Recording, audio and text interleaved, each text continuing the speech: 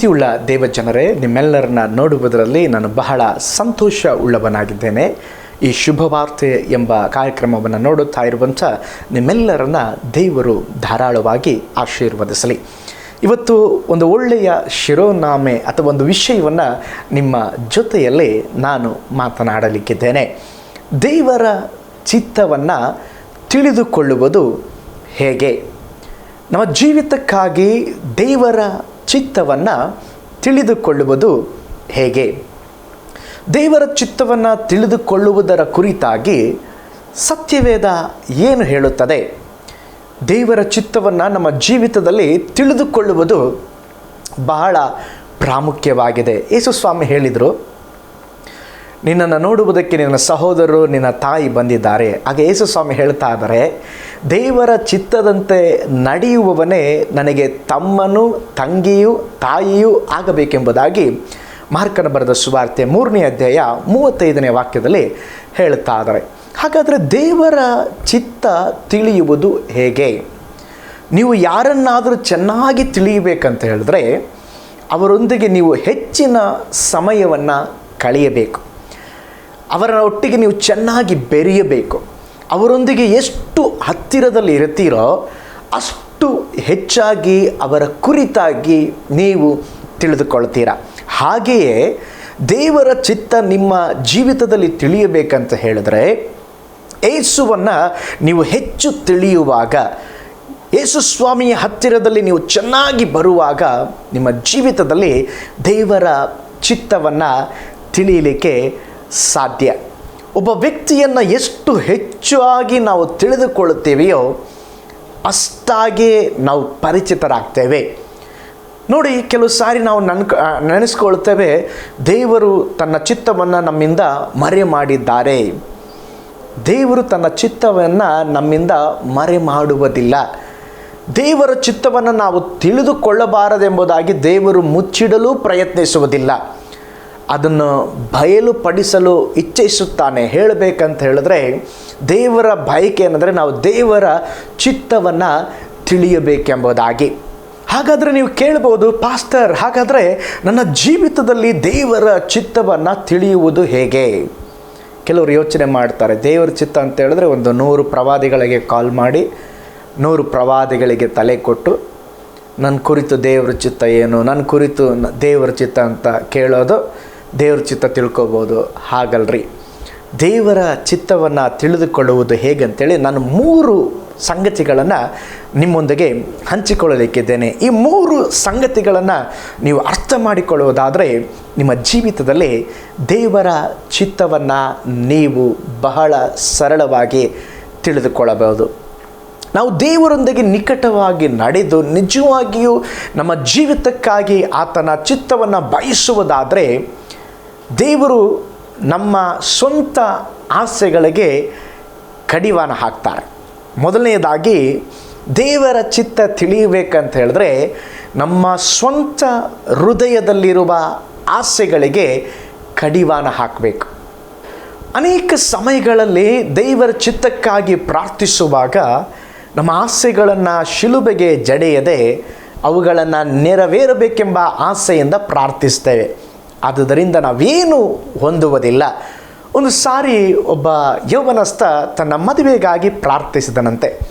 ದೇವರೇ, ನಿನ್ನ ಚಿತ್ತದಂತೆಯೇ ನನ್ನ ಮದುವೆ ನಡೆಯಬೇಕು ಎಂದು ಒಪ್ಪಿಸಿಕೊಂಡು ತನ್ನ ಸ್ವಂತ ಆಸೆಯನ್ನು ಶಿಲುಬೆಗೆ ಹಾಕದೆ ದೇವರ ಚಿತ್ತಕ್ಕೆ ಒಪ್ಪಿಸಿಕೊಂಡ ಒಂದು ಪ್ರಾರ್ಥನೆ ಅವನು ಹೀಗೆ ಮಾಡಿದಂತೆ, ಕರ್ತನೇ, ನನ್ನ ವಿವಾಹವು ನಿನ್ನ ಚಿತ್ತದಂತೆ ನಡೆಯಲಿ. ನೀನು ಯಾರನ್ನು ತೋರಿಸಿದರೂ ಅವರನ್ನೇ ಮದುವೆಯಾಗ್ತಾನೆ. ಕರ್ತನೇ, ನನ್ನ ವಿವಾಹವು ನಿನ್ನ ಚಿತ್ತದಂತೆ ನಡೆಯಲಿ. ನೀನು ಯಾರನ್ನು ತೋರಿಸಿದರೂ ಅವರನ್ನೇ ಮದುವೆ ಆಗ್ತಾನೆ. ಆದರೂ ದಯವಿಟ್ಟು ಪಕ್ಕದ ಮನೆಯ ಮೇರಿಯನ್ನೇ ತೋರಿಸು. ಆಂಗ್ಲ ಭಾಷೆಯಲ್ಲಿ ಚೆನ್ನಾಗಿದೆ. ಏನಂತ ಹೇಳಿದ್ರೆ, Lord thy will be done but let me marry our next house Mary. ಅವನು ಹೇಳ್ತಾ ಇದ್ದಾನೆ, ದೇವರೇ, ನಿನ್ನ ಚಿತ್ತವೇ ನಡೆಯಬೇಕು. ನಿನ್ನ ಚಿತ್ತ ಏನು ಅದು ನನ್ನ ಜೀವನದಲ್ಲಿ ನಡೆಯಲಿ. ಆದರೂ ನನ್ನ ಆಸೆಯನ್ನು ನೆರವೇರಿಸು. ನನ್ನ ಇಷ್ಟಾರ್ಥ ಇದೆ, ನೆರವೇರಿಸು. ಮೊದಲನೇದಾಗಿ ನಿಮ್ಮ ಸ್ವಂತ ಇಚ್ಛೆಗಳಿಗೆ ಕಡಿವಾಣ ಹಾಕ್ರಿ. ದೇವರ ಚಿತ್ತ, ಸ್ವಂತ ಆಸೆಗಳು ಅದರಲ್ಲಿ ಇರುವುದಿಲ್ಲ. 100% ದೇವರೇ ಎಲ್ಲವೂ ನೀನೇ, ನನ್ನ ಬಯಕೆ ಅಲ್ಲ ಎಂಬುದಾಗಿ ನಾವು ತಿಳಿಬೇಕು. ಎರಡನೇದಾಗಿ ದೇವರ ಚಿತ್ತ ಹೇಗೆ ನಾವು ನೋಡಬೇಕಂತ ಹೇಳಿದ್ರೆ, ನಮ್ಮ ಅಗತ್ಯತೆಗಳು, ವಿಜ್ಞಾಪನೆಗಳು ದೇವರ ವಾಕ್ಯಕ್ಕೆ ಅನುಗುಣವಾಗಿದೆಯಾ ಎಂದು ಪರೀಕ್ಷಿಸಿ ನೋಡಬೇಕು. ನೀವು ಪ್ರತಿಯೊಂದು ಸಾರಿ ಪ್ರಾರ್ಥಿಸುವಾಗ, ಪ್ರತಿ ಸಾರಿ ದೇವರ ಚಿತ್ತ ಹುಡುಕುವಾಗ, ಸತ್ಯವೇದ ಇದನ್ನು ಹೇಳುತ್ತದೆಯಾ ಅಥವಾ ಸತ್ಯವೇದ ವಾಕ್ಯದ ಕುರಿತಾಗಿ ಏನು ಹೇಳುತ್ತದೆ ಎಂಬುದಾಗಿ ನಾವು ತಿಳಿದುಕೊಳ್ಳಬಹುದು. ನೋಡಿ, ಕೆಲವು ಸಾರಿ ಕೆಲವರು ನಾನು ಕದಿಯುತ್ತಾ ಇದ್ದೇನೆ ಪಾಸ್ಟರ್, ನಾನು ಕದಿಯೋದೇ ನಂದು ಒಂದು ಹವ್ಯಾಸ, ನನ್ನ ಡ್ಯೂಟಿ, ಅದೇನು ನನ್ನ ಲೈಫಲ್ಲಿ ದೇವ್ರ ಚಿತ್ತ ಕೊಟ್ಟಿರ್ಬೋದು. ಕದಿಯೋದು ದೇವ್ರ ಚಿತ್ತವಾಗಿರ್ತದ? ಆಗಿರೋದಿಲ್ಲ.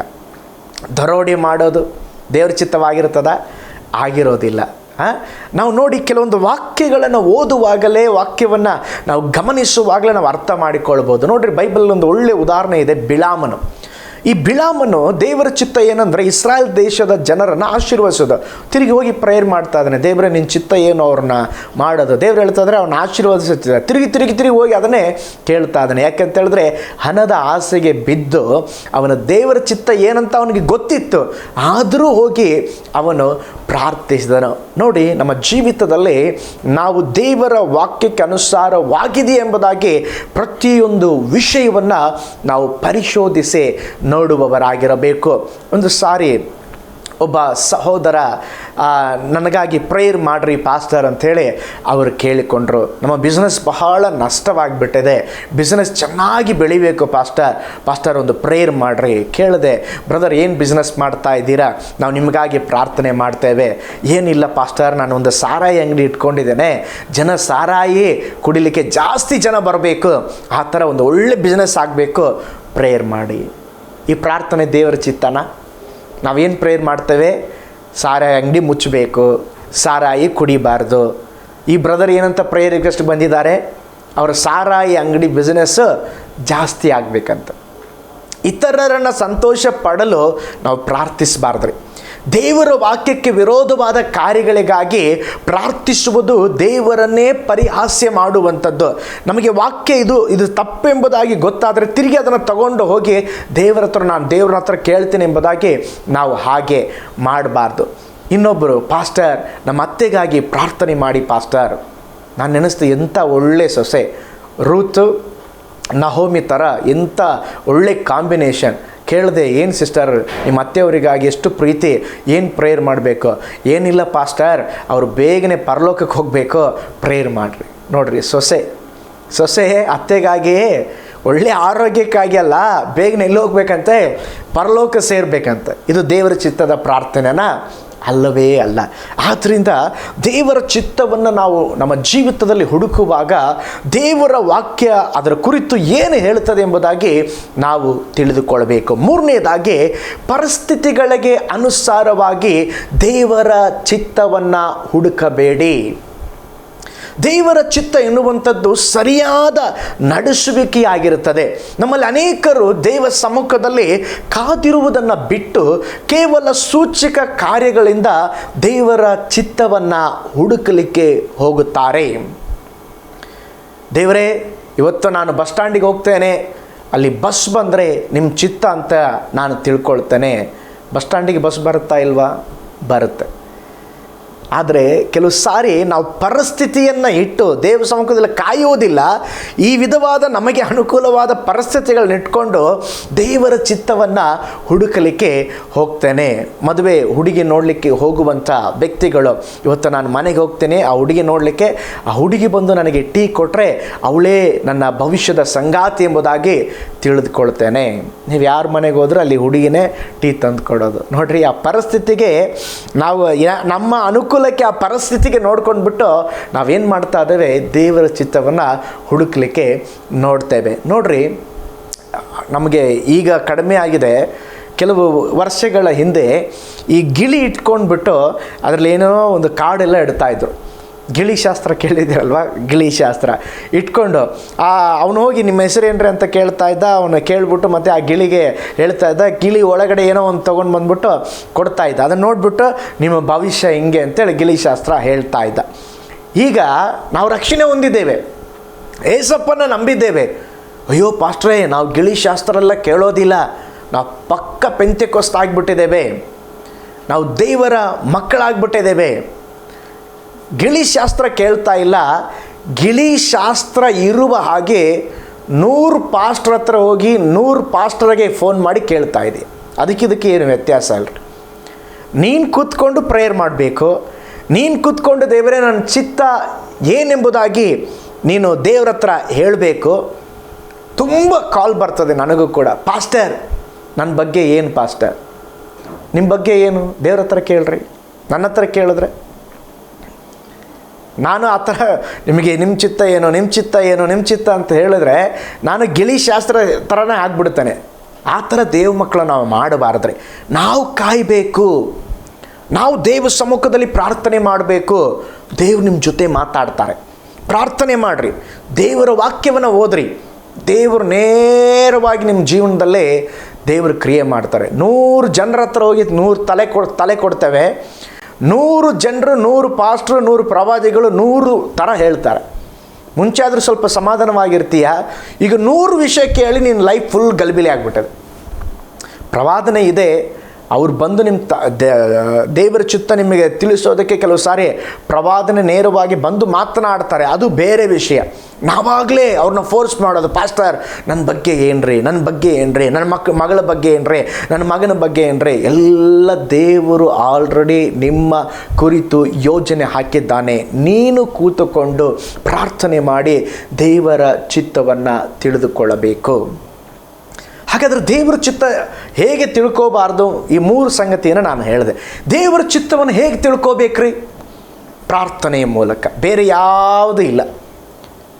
ಪ್ರಾರ್ಥನೆಯ ಮೂಲಕ ಪ್ರಾರ್ಥಿಸು, ಮಾತನಾಡುವುದಕ್ಕಿಂತ ಹೆಚ್ಚಾಗಿ ಕೇಳಿಸಿಕೊ.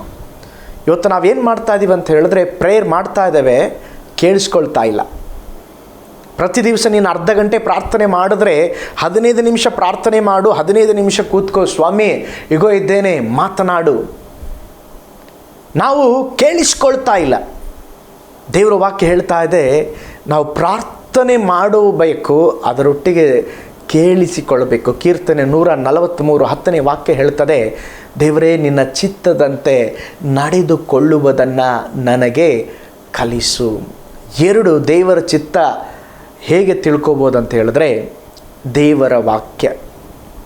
ನಿಮ್ಮ ಲೈಫ್ ಬಗ್ಗೆ ಏನು ಮಾಡಬೇಕು, ಎಂಥದ್ದು ಮಾಡಬೇಕಂತೇಳಿ ಆಲ್ರೆಡಿ ದೇವರು ಎಲ್ಲವನ್ನ ಸತ್ಯ ವೇದದಲ್ಲಿ ಬರೆದಿಟ್ಟಿದ್ದಾರೆ.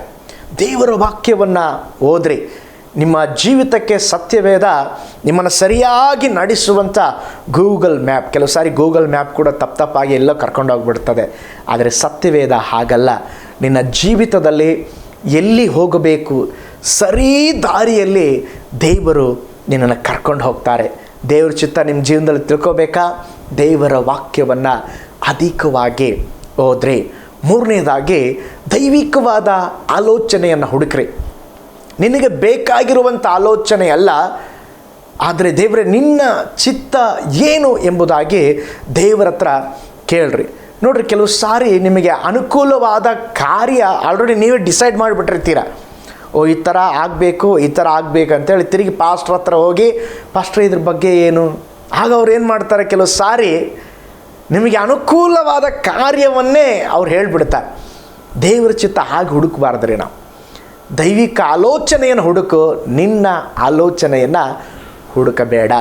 ಬೈಬಲ್ ಹೇಳ್ತದೆ, ನೂತನ ಮನಸ್ಸನ್ನು ಹೊಂದ್ಕೋಬೇಕಂತ, ಪರಲೋಕದ ಭಾವ ಆಗಬೇಕಂತ. ಆಗ ದೇವರ ಚಿತ್ತ ತಿಳಿದುಕೊಳ್ಳುವರು ಎಂಬುದಾಗಿ ರೋಮ ಪತ್ರಿಕೆ 12ನೇ ಅಧ್ಯಾಯ 2ನೇ ವಾಕ್ಯ ಹೇಳ್ತದೆ. ನೋಡ್ರಿ, ಕೆಲವು ಸಾರಿ ದೇವರ ಚಿತ್ತ ಹೇಗಿರ್ತದೆ ಅಂತ ಹೇಳಿದ್ರೆ 2 ಕಾರ್ಯ ಇರ್ತವೆ. 1 ಸಮ್ಮತಿಸುವಂಥ ಚಿತ್ತ, 2 ಅನುಮತಿಸುವಂಥ ದೇವರ ಚಿತ್ತ. ಯೇಸುಸ್ವಾಮಿ ಶಿಲುಬೆಗೆ ಹೋಗುವಂಥದ್ದು ದೇವರ ಚಿತ್ತ.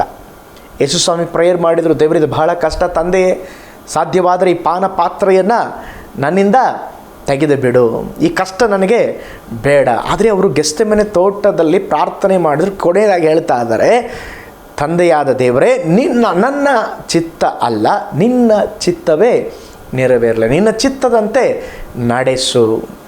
ದಾನಿಯೇಲನ ಸಿಂಹದ ಗವಿಯಲ್ಲಿ ಹಾಕಿದ್ರು. ಅದು ದೇವರ ಚಿತ್ತನ? ಸಿಂಹದ ಗವಿ ಅದು ದೇವರ ಚಿತ್ತ ಇರೋಲ್ಲ ಪಾಸ್ಟರ್. ದೇವರ ಚಿತ್ತ ಇತ್ತು. ಏನು ದೇವರ ಚಿತ್ತ? ಅಲ್ಲಿ ದೇವರ ನಾಮ ಮಹಿಮೆ ಉಂಟು. ಸಿಂಹದ ಗವಿಗೆ ಹಾಕಿದ್ರು, ಸಿಂಹವನ್ನು ತಿನ್ನಲಿಲ್ಲ. ರಾಜ್ಯ ಬಂದು ದೇವರ ನಾಮವನ್ನು ಅಲ್ಲಿ ಮಹಿಮೆ ಪಡಿಸ್ತಾ ಇದ್ದಾನೆ. ಶದ್ರಕ್ ಮೇಷಕ್ ಅಬೇದ್ನೆಗೋ ಬೆಂಕಿಯ ಗವಿಯಲ್ಲಿ ಹಾಕಿದ್ರು. ಅದು ದೇವರ ಚಿತ್ತನ? ಹೌದು. ಹಾಕಲ್ಪಟ್ಟವರು 3 ಜನ, ಆದರೆ ಇಲ್ಲಿ ಒಳಗಡೆ ಸುತ್ತುತ್ತಾ ಇರೋರು 4 ಜನ. ದೇವ ಕುಮಾರನಾಗಿರುವಂಥ ದೇವರು ತಾನೇ ಸ್ವತಃವಾಗಿ ಇಳಿದು ಬಂದರು. ಅಲ್ಲಿ ಕೂಡ ದೇವರ ನಾಮ ಮಹಿಮೆ ಹೊಂದಿತು. ಪೌಲ ಸೀಲರು ಜೈಲಲ್ಲಿ ಹಾಕಲ್ಪಡುವುದು ದೇವರ ಚಿತ್ತನ? ಹೌದು, ದೇವರ ಚಿತ್ತ. ಏಕೆಂದರೆ ಅವರು ಜೈಲಲ್ಲಿ ಹೋಗಿದ್ದರ ನಿಮಿತ್ತವಾಗಿ ಸೆರೆಮನೆಯ ಅಧಿಕಾರಿ ರಕ್ಷಿಸಲ್ಪಟ್ಟ. ಹಾಗಾದರೆ ನೋಡ್ರಿ, ಯೇಸು ಸ್ವಾಮಿ ಗೋಲ್ಗೋತ ಗುಡ್ಡದಲ್ಲಿ ಹೋಗಿ ಕಲ್ವಾರಿ ಶಿಲುಬೆಯಲ್ಲಿ ಅವರು ಮರಣ ಹೊಂದುವುದು ದೇವರ ಚಿತ್ತನ? ಹೌದು. ಅವರು ಮರಣ ಹೊಂದಿದ್ದರಿಂದಲೇ ಇವತ್ತು ನಮ್ಮ ಪಾಪಗಳು ಕ್ಷಮಿಸಲ್ಪಟ್ಟಿದೆ. ದೇವರ ಚಿತ್ತವನ್ನು ತಿಳಿದುಕೊಳ್ಳುವುದು ಕೆಲವೊಂದು ಸಾರಿ ಕಷ್ಟಕರವಾಗಿರುತ್ತದೆ. ಏಕೆಂದರೆ ಇದಕ್ಕೆ ತಾಳ್ಮೆಯ ಅಗತ್ಯವಿರುತ್ತದೆ. ದೇವರು ತನ್ನ ಚಿತ್ತವನ್ನು ಒಂದೇ ಸಾರಿ ತಿಳಿಸೋದಿಲ್ಲ. ಕೆಲವು ಸಾರಿ ಸ್ಟೆಪ್ ಬೈ ಸ್ಟೆಪ್, ಮಗನೇ, ಒಂದೊಂದು ಸ್ಥಳದಲ್ಲಿ ದೇವರು ನಿನ್ನನ್ನು ನಡೆಸಿ ನಿನ್ನ ಲೈಫಲ್ಲಿ ದೇವರ ಚಿತ್ತ ಏನೆಂಬುದಾಗಿ ದೇವರು ನಿಮಗೆ ತಿಳಿಯಪಡಿಸುವಂಥವರಾಗಿರುತ್ತಾರೆ. ನಿಮಗೆ ಗೊತ್ತಾ, ನಾವು ಎಲ್ಲಿ ವಾಸ ಮಾಡಬೇಕು, ಯಾರನ್ನು ಮದುವೆ ಆಗಬೇಕು, ಎಂಥ ಕಾರನ್ನು ಕೊಂಡ್ಕೋಬೇಕು, ಇಂಥ ವಿಷಯಗಳಲ್ಲಿ ಕೂಡ ದೇವರು ನಮ್ಮ ಜೊತೆ ಮಾತಾಡ್ತಾರೆ. ಅಂದರೆ ದೇವರು ನಮ್ಮನ್ನು ತಪ್ಪಾದ ಮಾರ್ಗದಲ್ಲಿ ನಡೆಸುವವರಲ್ಲ, ಸರಿಯಾದ ಮಾರ್ಗದಲ್ಲಿ ನಡೆಸ್ತಾರೆ. ನಾವೇನು ಮಾಡ್ತೀವಿ ಗೊತ್ತಾ? ದೊಡ್ಡ ಕಾರ್ಯ ಇದ್ದರೆ ಮಾತ್ರ ದೇವರು ಇದನ್ನು ಮಾಡ್ಬೋದಾ ಬೇಡ ಅಂತ ಕೇಳ್ತೀವಿ. ಚಿಕ್ಕ ಕಾರ್ಯ ಇದ್ದರೆ ಅದಕ್ಕೆ ನಾವೇ ಚಿತ್ತ ಹಾಕ್ಕೊಂಡ್ಬಿಡ್ತೇವೆ, ನಾವೇ ಪ್ಲ್ಯಾನ್ ಹಾಕ್ಕೊಂಡ್ಬಿಡ್ತೇವೆ. ಆದರೆ ಪ್ರತಿಯೊಂದಕ್ಕೂ ದೇವರ ಹತ್ರ ನಾವು ಕೇಳಬೇಕ್ರೆ, ಚಿಕ್ಕದಾಗಲಿ ದೊಡ್ಡದಾಗಲಿ, ದೇವರೇ ನಾನು ಇದನ್ನು ಮಾಡ್ಬೋದಾ, ಇದನ್ನು ಮಾಡಬಾರ್ದಾ? ದೇವರು ಮಾತಾಡ್ತಾರೆ. ನೋಡಿರಿ, ದೇವರ ವಾಕ್ಯದಲ್ಲಿ ಕೂಡ ಅನೇಕ ದೇವರ ಚಿತ್ತ ಏನಾಗಿದೆ ಅಂಥೇಳಿ ಕೆಲವು ವಾಕ್ಯಗಳೆಲ್ಲ ನಾನು ನಿಮ್ಗೆ ಹೇಳ್ತೇನೆ. ನೋಡಿರಿ, ಎಲ್ಲ ಮನುಷ್ಯರು ರಕ್ಷಣೆ ಹೊಂದಬೇಕು. ಅಯ್ಯೋ ಪಾಸ್ಟರ್, ನನ್ನ ಗಂಡ ಚರ್ಚಿಗೆ ಬರ್ತಾ ಇಲ್ಲ, ಅವ್ರ ರಕ್ಷಣೆ ಹೊಂದಬಾರ್ದು ಅಂಥೇಳಿ ಏನೋ ದೇವ್ರ ಚಿತ್ತ ಇರಬೇಕು. ನೋ. ಬೈಬಲ್ ಹೇಳ್ತದೆ, ಎಲ್ಲ ಮನುಷ್ಯರು, ಎಲ್ಲ ಜನರು ರಕ್ಷಿಸಲ್ಪಡುವುದು ದೇವರ ಚಿತ್ತ. 1 ತಿಮೋತಿ 2:4. 1 ತೆಸಲೋನಿಕೆ 4:3 ಹೇಳ್ತದೆ, ನೀವು ಶುದ್ಧರಾಗಿರಬೇಕೆಂಬುದೇ ದೇವರ ಚಿತ್ತ. 1 ತೆಸಲೋನಿಕೆ 5:17-18 ಹೇಳ್ತದೆ, ಯಾವಾಗಲೂ ಸಂತೋಷ ಪಡ್ರಿ, ಎಡಬಿಡದೆ ಪ್ರಾರ್ಥನೆ ಮಾಡ್ರಿ, ಎಲ್ಲದರಲ್ಲಿ ಸ್ತೋತ್ರ ಮಾಡಬೇಕೆಂಬುದು ದೇವರ ಚಿತ್ತ. 4 ಕ್ರಿಸ್ತನ ಮೂಲಕ ನಮ್ಮನ್ನು ಪುತ್ರರನ್ನಾಗಿ ಸ್ವೀಕರಿಸುವುದು ದೇವರ ಚಿತ್ತ. ಹಾಗಾದರೆ ದೇವರ ಚಿತ್ತದ ಮಾಡುವುದಾದರೆ ನಮಗೆ ಹೇರಳವಾದ ಆಶೀರ್ವಾದಗಳಿದೆ. ಪರಲೋಕ ರಾಜ್ಯಕ್ಕೆ ಸೇರುವ ಭಾಗ್ಯ. ಸ್ವಾಮಿ ಅನ್ನೋರೆಲ್ಲ ಪರಲೋಕ ರಾಜ್ಯಕ್ಕೆ ಬರಲ್ಲ ಅಂತ ಏಸಪ್ಪ ಹೇಳ್ಬಿಟ್ರು. ಜೀಸಸ್, ಫಾದರ್, ದೇವರೇ, ತಂದೆಯೇ, ಸರ್ವಶಕ್ತನೇ ಅಂತ ಹೇಳೋರೆಲ್ಲ ಬರೋದಿಲ್ಲಪ್ಪ. ನನ್ನ ಚಿತ್ತ ಯಾರು ಮಾಡ್ತಾರೋ ಅವರು ಮಾತ್ರ ಪರಲೋಕಕ್ಕೆ ಬರ್ತಾರೆ. ಮತ್ತು ಯೇಸು ಸ್ವಾಮಿ ಹೇಳಿದರು, ನನ್ನ ಚಿತ್ತವನ್ನು ಮಾಡುವವನು ನನಗೆ ತಮ್ಮ, ತಂಗಿ, ತಾಯಿ ಆಗಿದ್ದಾರೆ. ನಾವು ದೇವರ ಚಿತ್ತ ಮಾಡಿದ್ರೆ, ದೇವ ಚಿತ್ತಾನುಸಾರವಾಗಿ ಬೇಡಿಕೊಂಡ್ರೆ ನಮ್ಮ ಪ್ರಾರ್ಥನೆಗೆ ಉತ್ತರ ದೊರಕ್ತದೆ ಎಂಬುದಾಗಿ ಬೈಬಲ್ ಹೇಳುವಂಥದ್ದಾಗಿದೆ. ಒಬ್ಬ ದೇವ ಸೇವಕರು ಹೀಗೆ ಹೇಳಿದ್ದಾರೆ, ದೇವರ ಚಿತ್ತವನ್ನು ತಿಳಿಯದವ ಬುದ್ಧಿಹೀನನಂತ. ಆಲ್ರೆಡಿ ದೇವರು ನಿಮ್ಮ ಕುರಿತಾಗಿ ಒಂದು ಚಿತ್ತ ಹಾಕಿದ್ದಾರೆ, ಆ ಪ್ಲ್ಯಾನ್ ಹಾಕಿದ್ದಾರೆ, ಯೋಜನೆ ಹಾಕಿದ್ದಾರೆ. ಅದನ್ನು ತಿಳಿಯದೆ ಹೋದವನು ಬುದ್ಧಿಹೀನನೆಂಬುದಾಗಿ ಹೇಳಿದ್ದಾರೆ. ಪ್ರೀತಿಯುಳ್ಳ ದೇವ ಮಕ್ಕಳೇ, ನಾವು ದೇವರ ಚಿತ್ತ ಏನೆಂಬುದಾಗಿ ವಿಚಾರಿಸಿ ತಿಳಿದು ನಾವು ದೇವರಿಗಾಗಿ ಜೀವಿಸೋಣ. ಕಣ್ಗಳನ್ನು ಮುಚ್ಚೋಣ, ನಾವು ಪ್ರಾರ್ಥನೆ ಮಾಡೋಣ. ಪರಲೋಕದಲ್ಲಿ ವಾಸ ಮಾಡುವಂಥ ನಮ್ಮ ತಂದೆಯಾದ ದೇವರೇ, ನೀನು ಒಳ್ಳೆಯ ದೇವರು, ನೀನು ಅದ್ಭುತಗಳನ್ನು ಮಾಡುವ ದೇವರು, ನಿನ್ನ ಚಿತ್ತವನ್ನು ಪ್ರಕಟಪಡಿಸುವಂಥ ದೇವರು. ಸ್ವಾಮಿ, ನೀನು ನಡೆಯಬೇಕಾದ ಮಾರ್ಗವನ್ನು ನಾನು ನಿನಗೆ ತಿಳಿಯಪಡಿಸಿ ನಡೆಸುವೆನೆಂಬುದಾಗಿ ನೀವು ಹೇಳಿದ್ದೀರಾ. ಹೌದು ಸ್ವಾಮಿ, ನಮ್ಮ ಜೀವಿತದಲ್ಲಿ ನಿಮ್ಮ ಚಿತ್ತವನ್ನು ತಿಳಿದುಕೊಳ್ಳಲಿಕ್ಕೆ ಸಹಾಯ ಮಾಡಿರಿ. ಈ ಒಂದು ಆತ್ಮಿಕ ಸಂದೇಶವನ್ನು ವೀಕ್ಷಿಸ್ತಾ ಇರುವಂಥ ಎಲ್ಲ ದೇವ ಮಕ್ಕಳಿಗಾಗಿ ಪ್ರಾರ್ಥಿಸ್ತೇನಪ್ಪ. ಪ್ರತಿಯೊಬ್ಬರು ದೇವರೇ ಸ್ವತಃವಾಗಿ ಅವರು ಪ್ರಾರ್ಥನೆ ಮಾಡಿ ನಿಮ್ಮ ಚಿತ್ತವನ್ನು ಅವರ ಜೀವಿತದಲ್ಲಿ ತಿಳಿದುಕೊಳ್ಳುವುದಕ್ಕೆ ಸಹಾಯ ಮಾಡಿರಿ. ನಿನ್ನ ಚಿತ್ತವನ್ನು ಅವರ ಜೀವನದಲ್ಲಿ ಪ್ರಕಟಪಡಿಸರಿ ಕರ್ತನೆ. ಅವರ ಭವಿಷ್ಯದಲ್ಲಿ ಅವರು ಏನು ಮಾಡಬೇಕು, ಅವರ ಕೆಲಸ ಕಾರ್ಯಗಳನ್ನು ಏನು ಮಾಡಬೇಕು, ಎಲ್ಲವನ್ನು ನೀನು ಅವರ ಜೊತೆಯಲ್ಲಿ ಮಾತನಾಡಿ ನಿನ್ನ ಚಿತ್ತವನ್ನು ತಿಳಿಯಪಡಿಸ್ರಿ. ನಿನ್ನ ಕೈಗಳಲ್ಲಿ ಒಪ್ಪಿಸಿಕೊಡ್ತೇವೆ. ದೊಡ್ಡ ಕಾರ್ಯ ಮಾಡಿರಿ ಯೇಸುವಿನ ಹೆಸರಿನಲ್ಲಿ ತಂದೆಯೇ, ಆಮೇನ್, ಆಮೇನ್. Price lord. ಕರ್ತನು ನಿಮ್ಮೆಲ್ಲರನ್ನ ಧಾರಾಳವಾಗಿ ಆಶೀರ್ವಾದ ಮಾಡಲಿ. ಮೈ ಗಾಡ್ ಬ್ಲೆಸ್ ಯು ಆಲ್.